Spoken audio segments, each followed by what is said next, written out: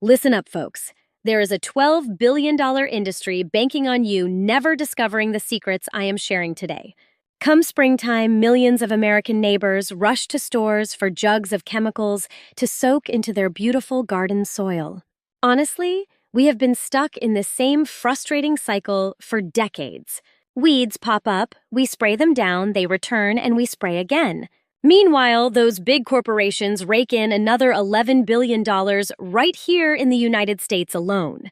But just 300 miles west of New York City, in Pennsylvania's gorgeous rolling hills, specifically Lancaster County, 44,000 folks have been growing incredible food for 3 centuries without ever buying one single bottle of weed killer. Not a drop. And let me tell you, their garden beds are cleaner than anything most of us have ever managed to achieve. A few years back, I stood right there between rows of healthy Amish vegetables, looking at soil so pristine it seemed like someone had literally vacuumed between every single plant. It hit me. What do these folks know that the rest of us are actually paying to avoid learning? How do they thrive without using any fancy chemicals? No modern products and zero machinery built after the year 1850. Today, I am breaking down the Amish way of handling weeds step by step, so hit that subscribe button to join our farming family. Stick around because my favorite technique involves nothing more than an old flattened cardboard box from your garage. It is the one simple trick that made me feel plumb foolish for not thinking of it in 30 years of gardening. Now let us get some perspective here because this is about more than just pulling weeds. It is about a massive system designed to keep you spending money year after year. Contrast that with a community that quietly chose a better, more natural path hundreds of years ago. The modern herbicide business actually started with that same post-war chemical boom we mentioned recently. It is that old pesticide treadmill. If you missed that video, definitely check it out on the channel later. After World War II, chemical giants needed new ways to sell the synthetic compounds they had created for the big war effort. They turned weapons of war into agricultural tools almost overnight, and folks, this part should really give you pause. Their business model was never intended to solve your weed problems for good. It is about managing growth just enough so you will come back next spring to buy another round. That is not a conspiracy, it is just basic economics. A product that actually worked once and for all would be a terrible business move. Now, the global herbicide market tops $34 billion and keeps growing by 5% every year. More weeds means more products and more profit for them. And it is not just the big industrial farms either. The home gardening market makes billions by convincing tens of millions of us that weeds are a total emergency. They want us to think every sprout requires an immediate chemical attack. Next time you're at the hardware store, just look at the massive aisle filled with weed killers. Then try to find the shelf that teaches you how to never need them again. That lopsided ratio tells you exactly where the big money is flowing. Meanwhile, our Amish neighbors are standing in their beautiful, clean gardens, just watching the show and shaking their heads. Share your own garden wins in the comments below. They mastered something years ago that modern science is only now starting to prove with fancy, peer-reviewed studies. You do not actually win against weeds by trying to kill them. You win by creating healthy soil conditions where the weeds simply cannot get started. That simple shift in thinking is worth more than any bottle of poison you will find. This beats every single chemical jug on that garden center shelf. Let me show you the magic. I will start with the one discovery that completely caught me off guard. The story that really opened my eyes begins deep underground, a place gardeners often ignore. It is called the weed seed bank. Once you understand it, you will never view your soil the same way again. Those smart experts at Michigan State University found that farm soil holds between 56 and nearly 15,000 live weed seeds per square foot. Just let that sink in for a second. 15,000 seeds in just 1 square foot of your dirt just waiting right now. And here is the scary part. Those seeds are not all leftovers from last year. Many can stay alive in the dirt for 5, 10, or even over 20 years.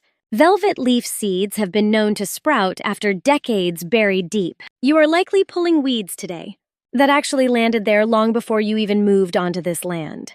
Take a single lambsquarters plant, one of America's most common garden pests. It can drop 72,000 seeds in one season. 72,000 from one plant. That is where things get personal, folks. Most of those seeds need two simple things: moisture and sunlight. They can sense even a tiny flash of light. So what gives them that? It is the tilling, digging, and flipping that soil over. Every time you rototill in the spring, you are playing a lottery for thousands of buried seeds. You are reaching down, pulling them up, and giving them a sunny good morning wake-up call. Time to sprout. Hey, share this video if you want better harvests. I made this exact mistake for 25 years. Every April, I would fire up the tiller and churn the beds until they looked perfect. Dark, crumbly, beautiful soil. Then 2 weeks later, a green carpet of weeds every year. I just assumed that was how gardening worked. It is what my father and my grandfather always did before me. It never clicked, not once in 25 years, that I was the one causing it. The very act of making the soil look clean was what made it messy. When I finally grasped the seed bank concept, I felt like I had been mopping with muddy water, wondering why the floor stayed dirty. The Amish knew this long before the scientists figured it out. They disturb the ground as little as possible and skip the annual tilling. They build upwards. They add to the surface. They keep weed seeds buried in the dark so they cannot ever wake up. Over years and generations, that underground seed bank finally starts to shrink. The seeds buried deep enough eventually lose their ability to grow. Ground beetles and other soil critters snack on the ones near the top. The population slowly dies out, but only if you stop churning them. That is why a clean bed turns green after you till it. Comment your thoughts below.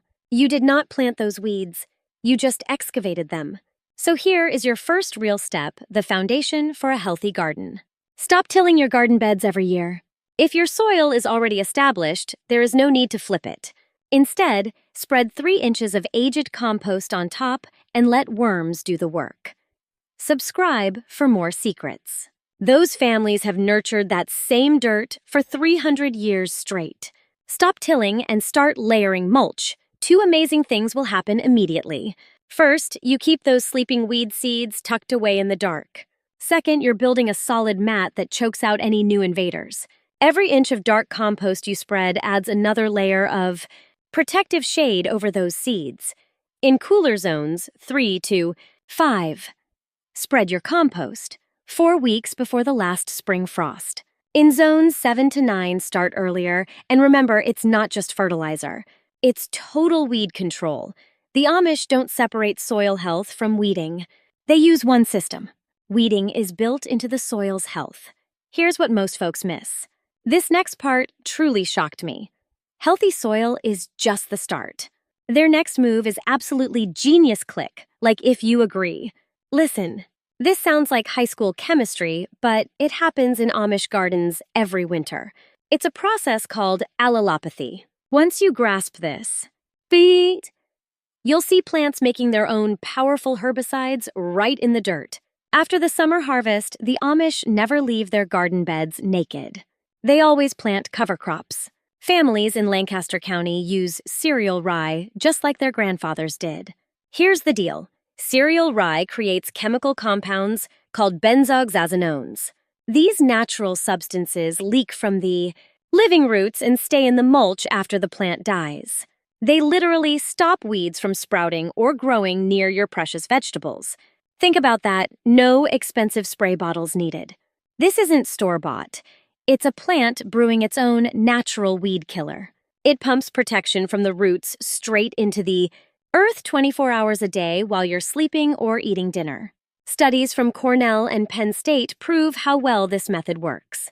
Research shows that leftover rye straw can effectively shut down 95% of weeds for 2 months after you've terminated it.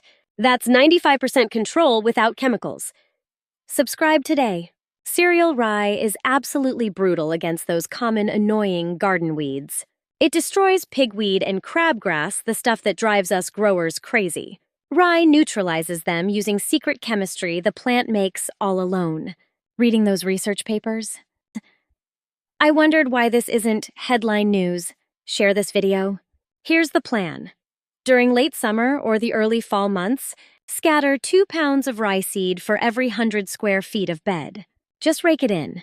Water once and walk away. It sprouts fast, grows thick, and survives even the harshest winter freezes. It works through the cold, quietly making its own medicine in the dark. Come spring. Around 3 or 4 weeks before your planting date, mow that rye flat and let it sit as mulch. Don't ever till it in. That is the secret.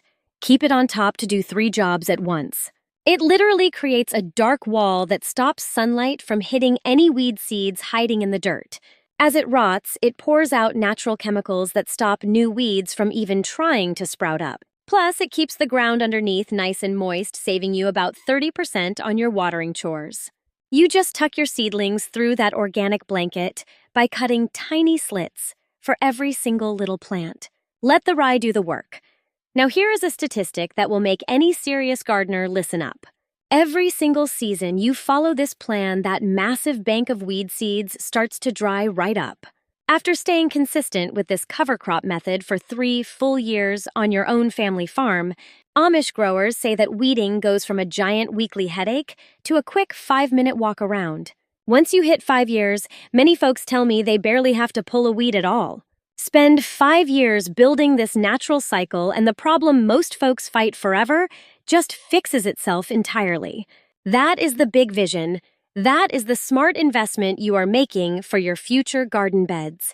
5 years to change your life. Buckwheat is another tool the Amish use for a totally different window. Buckwheat loves the heat and creates a thick green roof over your soil in just 2 weeks' time. I have seen buckwheat go from bare dirt to a solid white flowering field in under a month. It is almost pushy in how quickly it takes over a bed and claims that ground for itself. The roots really dig in. Those big leaves fan out wide, and within days, not a bit of sun can reach the earth. Any weed seed trying to wake up under that dark canopy is already finished. It just doesn't know. You throw buckwheat in the ground between your spring harvests and your big fall vegetable planting sessions. Let it choke out everything for a month. Chop it before it seeds and plant through the mulch. 0 hand weeding. No chemical sprays and no bare soil baking in the July sun when weeds usually go absolutely crazy. And those buckwheat blossoms are like a neon sign for all your local bees and helpful garden pollinators. You get weed control and a butterfly home at once. The Amish use it between peas and kale, where most folks leave dirt bare for 2 months and spend weekends pulling crabgrass on their knees. These farmers grow a crop that does all that hard labor for them while they rest up. If you are enjoying these old-school secrets and want more tips from the farm, please subscribe today. Just click that button below to join our community and never miss a single piece of heritage wisdom. I have got plenty more of these lessons coming your way very soon, so stay tuned, folks. Now let us keep moving, because this next little trick is probably one of my personal favorites. This method sounds almost too smart to be true. Honestly, it made me smile when a farmer near Intercourse, Pennsylvania, walked me through the whole process right there on his own beautiful homestead garden. It is called the stale seedbed, and it is basically a giant trap you set for the weeds. You get your garden bed ready exactly like you were about to put your vegetables in today. Rake it smooth, give it plenty of water, and then you do absolutely nothing but wait a bit. Within 7 to 10 days, thousands of tiny weed seeds near the top are going to start sprouting. They see the light, feel the water, and they think it is their lucky day to grow tall. Then right as those tiny green sprouts show up, you come back with a hoe and scrape them. Don't dig deep. Just barely scratch the surface and you kill that whole generation of weeds in about 5 minutes. Here's the real beauty of it. By killing those sprouts before they make seeds, you are draining the weed bank without adding new problems. You basically invited them to a big party and then locked the barn doors right behind them. Just one lone pigweed can actually drop 100,000 tiny seeds. One lone lamb's quarters can produce 72,000 seeds very easily. Every single weed you kill before it seeds prevents tens of thousands of future weeds. The math is wild. Try this twice before you even plant. Run 2 flushes about 10 days apart to stop weed emergence. You can cut weeds in that bed by 50 to 70% annually. The Amish say let weeds lead since seeds want to sprout first. Fine. Let them then end them early. This technique pushes your planting back. It pushes your schedule back by about 2 to 3 weeks. but the hours you save weeding for the rest of summer makes it worth it. I used this trick on my own bean beds last year. I went from pulling weeds every few days to barely touching them all season. Honestly, the stale seedbed method works best for your direct seeded garden crops. It works for beans, carrots, and beets, where you have lots of open soil. For tomatoes, hit subscribe and combine this trick with my other favorite farm techniques. Our Amish neighbors layer these methods together. They aren't just picking one lone tool. They are using the entire farming toolbox at once. The strategy I am saving for last is what ties the whole system together. It is a trick that will make you want to go out right now. But first, let me show how the Amish use their empty space. They use space between rows because this secret changed my whole thinking forever. This next piece hides in plain sight, and it is so obvious. It took 20 years to notice. Amish gardens are packed. I mean, thick and aggressive planting. There is no bare soil between any plants. No open ground. Every inch is a crop, a companion, or thick mulch. There is a very specific reason. Weeds are just pure opportunists. They are nature's way of covering dirt. If you leave soil bare, she'll fill it. Nature will fill it with something you didn't choose. That isn't a flaw. That is the system working exactly like it should. Nature hates bare soil just like she hates a vacuum. It will cover every inch with whatever seeds are available nearby. In most gardens, the seeds that are available are weed seeds. The Amish work with that principle instead of always fighting it. If nature demands that every inch be covered, then just cover it yourself. Cover it with something you want. Beat nature to the punch. Fill the space before the weeds can. Between rows of tall crops like corn, the Amish plant Dutch white clover. It stays short, rarely over 4 to 6 inches. It fixes nitrogen from the air into soil, feeding your crops for free.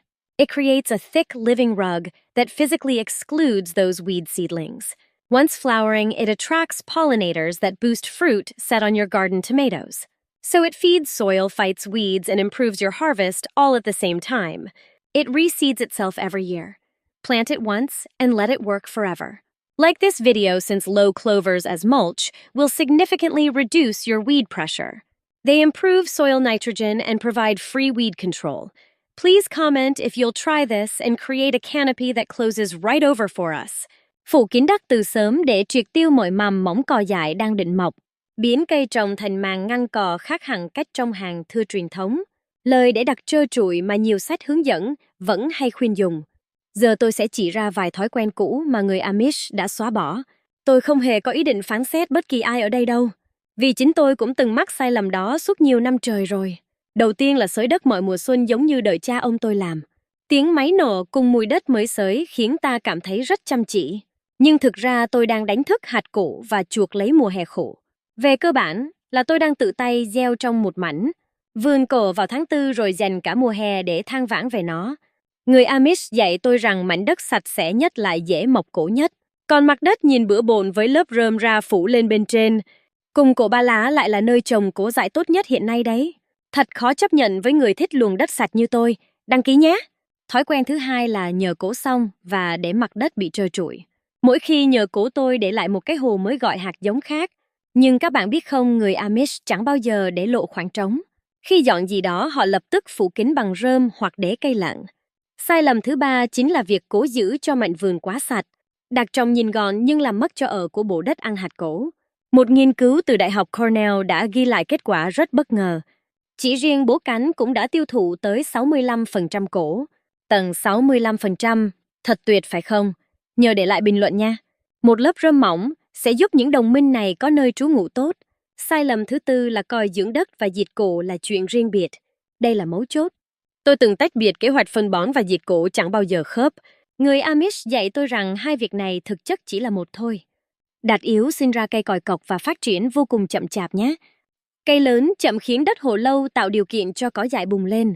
Khi bạn bồi đắp hệ sinh thái đất bằng phân u và ít cây xối, cây sẽ lớn nhanh, phủ tán sớm và tự nhiên đánh bại mọi loại cỗ. Hãy nuôi dưỡng đất, sức mạnh cây sẽ giúp cỏ dại tự biến mất đi. Và đây, có bí kíp từ người Amish mà tôi chưa thấy trong sách vở nào cả. Ngay cả trên các kênh làm vườn hay tài liệu chuyên môn cũng không. Ý tưởng cực đơn giản, nhưng giải quyết triệt để nỗi lo bấy lâu của bạn. Đó là kỹ thuật tôi đã hứa chia sẻ ở đầu video, tặng tôi một like. Khi những gia đình Amish chuẩn bị luồng vườn vào mỗi dịp mùa xuân, trước gieo hay đặt cây xuống hồ làm việc rất lạ lắm. Họ dùng bìa cát tông, những tấm bìa nâu từ thùng hàng mà bạn vẫn nhận hàng ngày đấy. Họ trải chúng trực tiếp lên mặt luồng và các lối đi trong vườn. Họ xếp chồng mép lên 3 đến 4 in để đảm bảo không hổ. Next, layering 3 to 4 inches of natural mulch right atop that paper. Straw chips or crushed leaves, just grab whatever is handy. Folks, that is the entire simple secret. A piece of cardboard plus some mulch. This trick works so well it made me feel like a total amateur for wasting cash on fancy landscape fabrics, chemical pre-emergent granules, or expensive plastic weed barrier mats. Trust me, this logic follows. It performs like a charm, and you will definitely want to share this pro tip with every green thumb neighbor you know. Cardboard is pitch black. It denies 100% of sunlight from ever hitting the dirt. Every single pesky seed hiding in your soil's top layer, that huge dormant seed bank we discussed earlier, just lost its power to wake up and sprout today, friends. Zero light, zero weeds. Fact. Remember those 15,000 seeds per square foot? They remain buried deep, but with cardboard blocking the sun, they stay asleep, harmless, and totally out of your sight forever, folks. You never used any poisons. No chemicals needed. You simply flipped the off switch on them, unlike that nasty plastic fabric, which suffocates life and eventually lets weeds grow. Anyway, this brown paper naturally melts back into the earth. Go ahead and hit subscribe. It literally dissolves during just one single typical summer growing season, roughly 4 to 6 months depending on local rain levels. As it rots away, it feeds the hungry earthworms living below. Lift up some old cardboard after a few rainy weeks, and you'll see the ground is literally teeming with happy, healthy worms working for you, friends. Those little guys are tilling soil, dragging organic bits down deep while leaving behind riches. Their poop is the best natural fertilizer on this planet. So cardboard kills weeds while feeding. It builds, dirt feeds worms, and saves water simultaneously, all without spending one single penny. Plus, it vanishes right when the job is done. By the time that paper breaks down roughly 4 to 6 months later now, your garden plants cover everything. The mulch is thick and the window for weed trouble has finally closed. For walking paths, double up the cardboard and cover with thick wood chips. You won't yank a single weed from those garden walkways all year. For your beds, lay paper down and slice X holes exactly where you want seedlings. Simply put your tomatoes, peppers, or squash right through those cardboard slits. Then mulch around stems. Your crops thrive while everything else stays buried under that cardboard layer. Stick to plain brown corrugated stuff, okay? Rip off tape and staples, though missing a few won't ruin your garden's overall health. Definitely avoid the shiny waxed boxes. Soak it well once laid out so it sticks to the earth and won't blow away. That is the whole deal now, friends. Just 5 minutes per garden bed. I added up my total costs for weed control over the last 10 years. Between fabrics, sprays, and mats, I blew over $400. Share if you saved money. My neighbors spent exactly zero, and their plots look cleaner than mine did. The miracle was sitting in the barn, flattened out, just waiting for someone to use it. Professional landscape fabric, which was my biggest money pit, runs $15 to $20 per roll. It lasts 2 years. Lets weeds grow on top, kills your soil life, and then you have to rip the whole mess out and buy more. Subscribe for more tips. Free cardboard costs you nothing. It lasts 1 season, exactly the time you really need. It feeds your soil as it rots, and then you lay a fresh sheet every spring. That pricey stuff can't beat the free stuff. Just think about that for a brief moment. I started using cardboard in my own small backyard garden 4 full seasons ago. Before that, I wasted 6 to 8 hours a week pulling weeds from my garden paths. Now I spend maybe 20 minutes.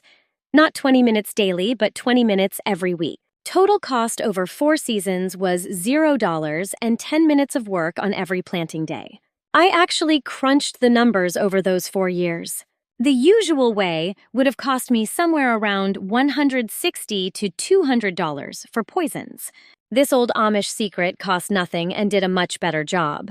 That's the sort of humble wisdom that doesn't sell any fancy garden products, or make ad money, or grab headlines, but it truly saves your garden soil one bed at a time. Subscribe for more farm secrets, because here is the thing that ties this all together. It's what Amish folks know deep down that the rest of us are slowly, painfully relearning. There's a German word woven into every part of Amish life like stitching on a quilt, Gelassenheit. It doesn't translate perfectly into English, but it basically means yielding to nature's own natural order. Giving up the urge to control everything and trusting the system has a balance built in. A balance that existed long before we showed up with spray bottles and corporate profit reports. It's not being lazy. It isn't ignoring things. It's the calm feeling you get from knowing how nature works and choosing to help it along. Out in the dirt, it looks like this. Rather than fighting a war on weeds using harsh chemicals, you create a world where weeds cannot win. Stop tilling your soil so those weed seeds stay buried deep. Spread thick compost so the earth feeds the crops, which then shade the bare ground. Grow cover crops that naturally stop weeds from sprouting while you are tucked in bed.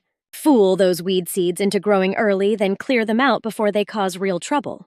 Plant your veggies close and mulch so heavy that there's no open dirt left for weeds. Share this, and if you need protection, grab a sheet of free cardboard that works like a charm and melts away when finished. Every step supports the next. Lose one part and the system still holds up well. Combine these tricks and you've got something that is pretty much weed-proof, my friends. It's more than one technique. This is a deep way of life that has worked for these same families for 300 years. While we spent billions of dollars just spraying expensive hope onto our empty garden soil, once you see results and walk out on a July morning to see clean garden paths, your plot's nicely mulched. And the only green stuff between your rows is the clover you planted there on purpose. You'll wonder why anyone talked us into thinking a better way came inside a plastic bottle. So here's my big takeaway for you today. Please stop tilling up your healthy garden soil. Every single spring, you're just waking up the enemy. Put compost on top and let biology work. Sow some cereal rye this fall and leave it as a protective winter mat. Comment below, let nature's chemistry do its thing, and try the stale seedbed method. Let weeds sprout first, then knock them out before they stand a chance. Pack crops tight, use clover, and close that leafy canopy. Never leave soil bare because nature will fill it with things you didn't choose. Lay cardboard on your paths and garden beds this spring. Cover with straw or wood chips. It costs practically nothing. It takes 30 minutes and might be the most rewarding thing you do. Just grab some leftover delivery boxes from your garage and put them to good use. Flatten them out, soak them well, add some mulch, and just wait. Return a month later to find beautiful, moist, worm-rich soil right under that layer. With not one single weed in sight, you will wonder why anyone convinced us otherwise. They said the secret was inside a bottle. Those Amish knew better 300 years ago. Modern science confirms why it works. The only thing missing is you trying it out. If this changed how you look at weeds, please leave a comment below. Tell me what you'll try first. I really do read every single one of them. If you enjoyed this secret, hit subscribe for more stories like this. I have deep dives coming on how traditional cultures across the globe handle land. From rich composting to saving seeds, there are many more farm secrets, just like this, waiting to be found. Thanks for spending time with me. I will see you all in the next video.